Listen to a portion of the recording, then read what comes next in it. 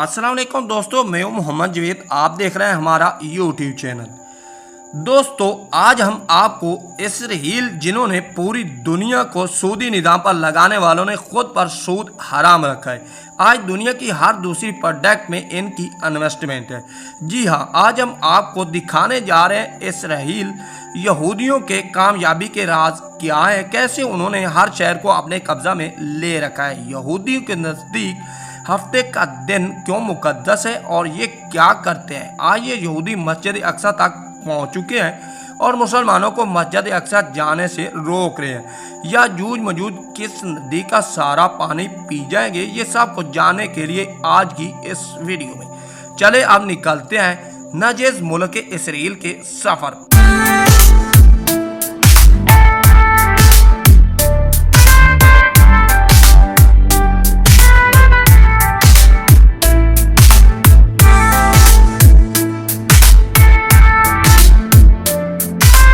Israel का official नाम state of Israel है। इसराइल की कुल आबादी 95 लाख के करीब है। इसका कुल रकबा 21,937 मुरबा किलोमीटर है। दोस्तों, बाहसियत मुसलमान हम इसे कभी भी तस्लीम नहीं करते, बल्कि ये फ़लस्तीन के ऊपर एक नाजायज़ काबिज़ रियासत है। फ़लस्तीन में मौजूद इस काबिज़ रियासत के एक तरफ लबनान, शाम, जॉर्डन, मिस्र और दूसरी तरफ मेडिटेरेनियन की सहेली पट्टी लगती है। इस वक्त पूरी दुनिया में यहूदी 1,97,00,000 के करीब है, जिनमें से 72 लाख के करीब इसराइल में रहते हैं। ये तादाद में तो बहुत कम है, लेकिन दुनिया के बहुत से ममालिक इसके खिलाफ नहीं बोलते। यहाँ तक कि बहुत से मुस्लिम मुल्क भी इसको तस्लीम कर चुके हैं। यहूदियों को जिन मुल्क से खतरा था, उनकी मुआशी हालात इस हद तक ख़राब कर दी गई है कि अब वो इसराइल का कुछ नहीं बिगाड़ सकते, जिनमें इराक, शाम और यमन वगैरह शामिल है। इसराइल का दारुल हुकूमत तल अवीव सिटी है, लेकिन यहूदी बैतुल मुक़द्दस को अपना दारुल हुकूमत बनाने का दावी करते हैं और अपने इसी मकसद को पूरा करने के लिए बैतुल मुक़द्दस के करीब मुस्लिम क्वार्टर में तेजी से घर खरीदना शुरू कर दिए हैं, ताकि मुस्लिम आबादी कम होती जाए और यहूदी यहाँ आबाद हो जाए।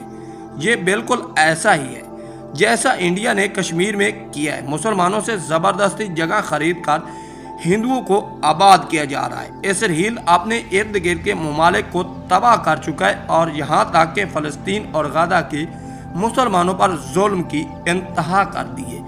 इसराइल में बोले जाने वाली ज़बान अबरानी है, उसे हज़रत मूसा अलैहिस्सलाम की ज़बान भी कहा जाता है। इसके अलावा यहाँ के लोग अरबी भी बोलते हैं। इसराइल की वीडियो बनाने का मकसद ये है कि हमारे यहाँ इसके बारे में बहुत कम लोग जानते हैं। यहाँ एक अहम बात बताता चलो कि कुछ लोग इसराइल को गालियाँ देने से पहले ये भी नहीं सोचते कि इसराइल प्यारे पैगंबर हज़रत यकूब अलैहिस्सलाम को भी कहा जाता था और इनकी कौम को बनी इसराइल कहते हैं। यहाँ यहूदी मुआशी तौर पर मजबूत हो चुके हैं। दुनिया की हर दूसरी कंपनी में यहूदियों की इन्वेस्टमेंट है। तल अवीव सिटी इसराइल का सबसे अहम मुआशी और इक़्तिसादी मरकज़ है। इसे इसराइल का सबसे तरक्की याफ्ता शहर भी कहा जाता है। ये शहर सैल समुंदर के किनारे वाक़ है। कुछ रिवायात से पता चलता है कि ये वही जगह है यहाँ हज़रत यूनुस अलैहिस्सलाम मछली के पेट में 3 दिन तक जिंदा रहे।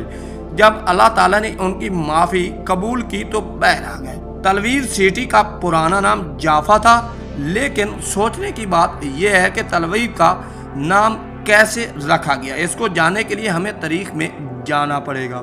1970 कबल मसीह में जब हज़रत सुलेमान अलैहिस्सलाम ने हैकल सुलेमानी की तमीर का काम शुरू करवाया तो तमीर के दौरान आपका इंतकाल हो गया। आप एक लकड़ी के साथ टेक लगाकर खड़े थे, लेकिन जिन्होंने इसकी तमीर मुकम्मल कर दी। इस हैकल सुलेमानी में ही तबूत सकीना मौजूद था। 586 कबल मसीह में इराक के बादशाह बख्त नसर ने इसको मुकम्मल तौर पर तबाह कर दिया। लोगों को गुलाम बना लिया। शहर के बाहर एक बस्ती तमीर की, जिसमें इन गुलामों को रखा गया था और इस बस्ती का नाम तल अवीव रखा गया। اس وقت سے آج تک اس شہر کا نام تل اویو سٹی ہے۔ دوستو پوری دنیا کو سود پر لگانے والے بھی یہودی ہیں، لیکن حیرانگی کی بات یہ ہے کہ خود پر سود کو حرام رکھا ہے۔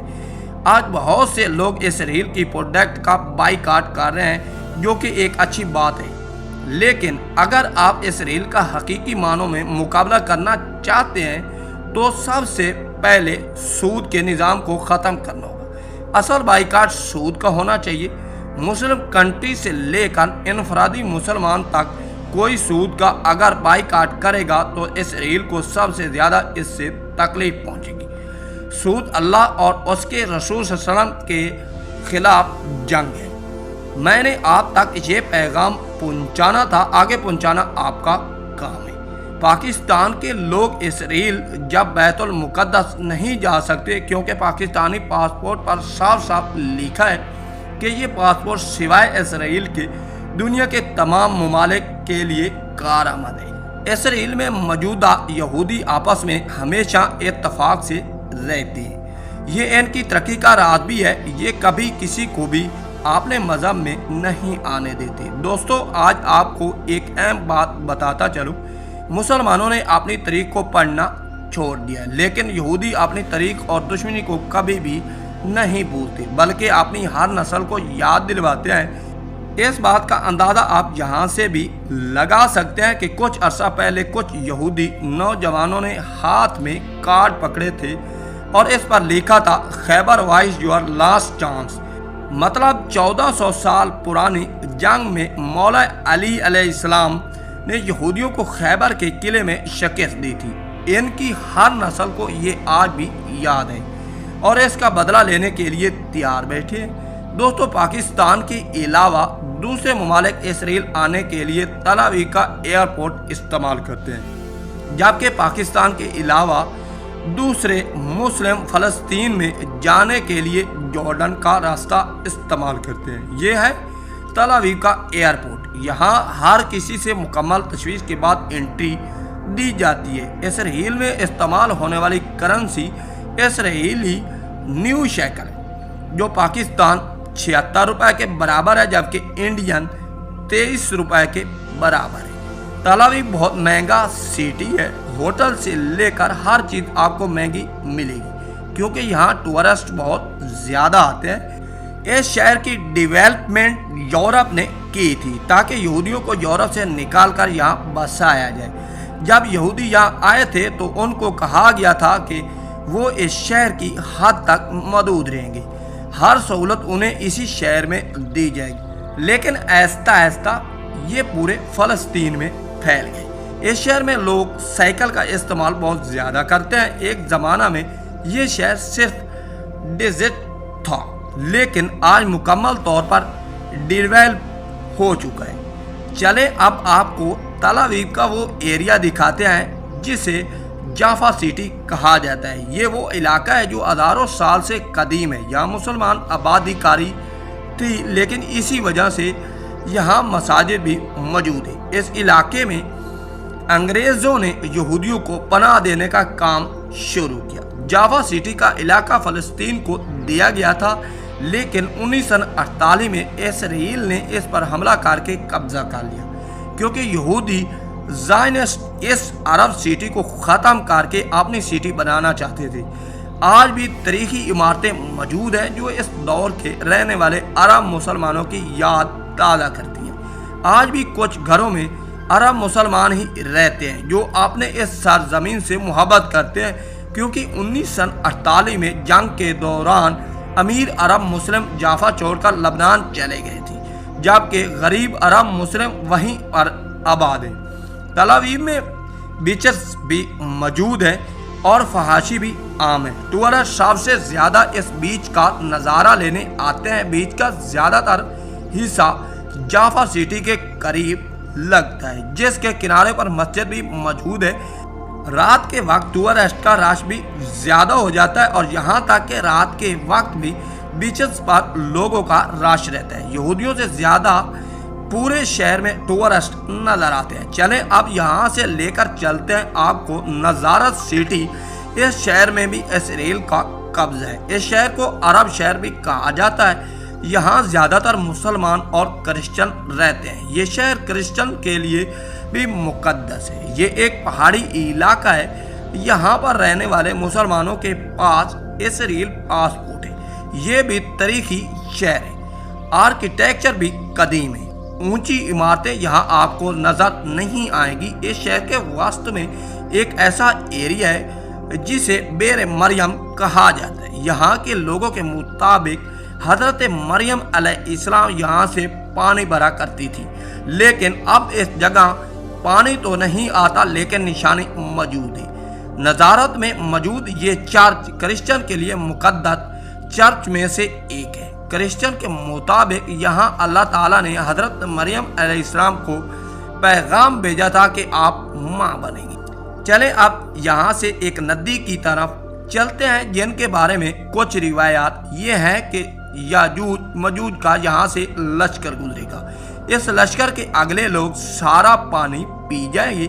دوستو، ہفتے کا دن یہودیوں کے لیے مقدس دن ہے۔ اسے شبت کہا جاتا ہے، جس میں نہ تو وہ ٹی وی دیکھتے ہیں اور نہ کھانا کھاتے ہیں اور نہ ہی کوئی کام کرتے ہیں۔ یہ جمعے کی رات سے شروع ہوتا ہے اور ہفتہ کی رات کو ختم ہوتا ہے۔ اس دن آپ کو سب دکانیں بھی بند نظر آئیں گی۔ چلیں اب آپ کو یہاں سے لے کر چلتے ہیں یروشلم، جو تینوں ابراہیمی مذہب کے لیے سب سے زیادہ اہم جگہ ہے۔ یروشلم سٹی کے وسط میں بیت المقدس واقع ہے۔ اس شہر کو فلسطین اپنا دارالحکومت سمجھتا ہے اور اس طرح اسرائیلی اسے اپنا کیپٹل بھی مانتے ہیں۔ اسی وجہ سے یہودیوں نے یہاں زمین خریدنا شروع کر دی ہے۔ بیت المقدس کے بالکل سامنے ماؤنٹ اولیو ہے۔ یہاں یہودیوں کا قبرستان موجود ہے اور امیر یہودی یہاں دفن ہونے کے لیے کروڑوں روپے خرچ کرتے ہیں۔ کرسچن کے لیے یہ اس لیے اہم ہے۔ حضرت عیسیٰ علیہ السلام کو کریسیفائی کرنے سے پہلے ایک رات یہاں کمرے میں رکھا گیا تھا۔ آج بھی اس جگہ پاؤں کے نشانات بنائے گئے ہیں۔ یہاں سے اللہ تعالیٰ نے ان کو اپنے پاس آسمان پر بلا لیا تھا۔ دوستو، یہودی اپنے بچوں کو ہمیشہ کاروبار کرنا سکھاتے ہیں۔ یہودی کبھی اپنے بچوں کو نوکری کرنے کی اجازت نہیں دیتے۔ یہودیوں کے لیے 2 سال ملٹری ٹریننگ لینا لازمی ہوتا ہے۔ یہاں تک کہ یہ کسی بھی ملک میں پڑھنے کے لیے گئے ہوں تو 18 سال کی عمر کے بعد 2 سال کے لیے ملٹری میں ٹریننگ کرتے ہیں اور انہیں سکھایا جاتا ہے کہ پوری دنیا میں آپ نے راج کرنا ہے اور یہودیوں کے علاوہ پوری دنیا آپ کی دشمن ہے۔ پوری دنیا کو فحاشی پر لگانے کے بعد یہودی عورتیں الگ اور مرد الگ عبادت کے لیے جاتے ہیں۔ جب یہودی عورتیں شادی کرتی ہیں تو اپنے سر کے بال کاٹ دیتی ہیں تاکہ نئے بال صرف ان کا شوہر دیکھ سکے۔ زیادہ بچے کرنے کی ترجیح دی جاتی ہے۔ عورتیں پریگننٹ ہونے کے بعد میتھ کے سوال اور سائنس پڑھتی ہیں تاکہ بچے ذہین پیدا ہوں۔ دنیا کی جدید ترین ٹیکنالوجی میں اسرائیل تیسرے نمبر پر آتا ہے۔ اس کے علاوہ اسرائیل کا ڈیفنس سسٹم بھی بہت فیمس ہے، جسے آئرن ڈوم سسٹم کہا جاتا ہے۔ یہودی آج بھی ہیکل سلیمانی کی بچی ہوئی دیواروں پر سر مار کر روتے ہیں اور ہیکل کو یاد کرتے ہیں۔ اس جگہ کو بھی حرم کہا جاتا ہے۔ سر پر بلیک بڑی کیپ یا چھوٹی کیپ کے بغیر آپ اندر نہیں جا سکتے، جسے کیفا کہا جاتا ہے۔ یہ بھی وضو کے لیے ہاتھ دھوتے ہیں اور رکوع کرتے ہیں، لیکن سجدے میں لیٹ جاتے ہیں۔ نیچے کے صحن میں کھڑے ہو کر مسجد اقصی کا گرے گنبد آپ کو نظر آئے گا۔ اس کے ارد گرد کی گلیاں آج بھی تاریخی اور قدیم منظر پیش کرتی ہیں۔ اس دیوار کو ویسٹرن وال بھی کہا جاتا ہے۔ دائیں ہاتھ کے کونے کو براق کونا بھی کہا جاتا ہے۔ جب آپ صلی اللہ علیہ وسلم معراج پر گئے تھے تو آپ نے براق کی سواری کو اس جگہ باندھا تھا۔ عورتوں کے لیے الگ راستہ اور عبادت کی جگہ ہے، مردوں کے لیے الگ ہے۔ درمیان میں پردہ کیا جاتا، جیسا کہ پہلے بھی آپ کو بتایا۔ پوری دنیا کو فحاشی پر لگا دیا، لیکن آپس میں یہودی عورتیں عبادت کے وقت پردہ میں رہتی ہیں۔ تورات کی کتاب آپ کو ہر جگہ پڑی ہوئی نظر آئے گی۔ جو آپ پل دیکھ رہے ہیں، مسلمان اس کے اندر سے گزر کر دوسری طرف مسجد اقصی کی طرف جاتے ہیں۔ اس کے چاروں اطراف میں بازار بنائے گئے ہیں، یہاں چھوٹی چھوٹی دکانیں موجود ہیں۔ اس بازار کے قریب ہی مسجد عمر بھی موجود ہے۔ حضرت عمر بن خطاب رضی اللہ عنہ نے نماز بھی ادا کی تھی۔ مسجد عمر کے قریب ہی کرسچن کا مقدس ترین چرچ بھی ہے۔ دوستو ایسا اسرائیل سارے علاقوں پر اپنا کنٹرول کر رہا ہے اور غزہ پر ظلم کی انتہا کر دی گئی ہے۔ دوستو آخر میں آپ کو بتاتے چلیں کہ اسرائیل کو ایران سے پنگا لینا مہنگا پڑ گیا ہے۔ ایران نے اسرائیل کے شہر تباہ کر ڈالے ہیں۔ تو امید ہے ناظرین آپ بھی دعا کریں، میں بھی دعا کرتا ہوں کہ اللہ تعالیٰ مسلمانوں کا حامی و ناصر ہو۔ نیکسٹ ویڈیو لے کر حاضر ہوں گے، تب تک کے لیے اللہ حافظ۔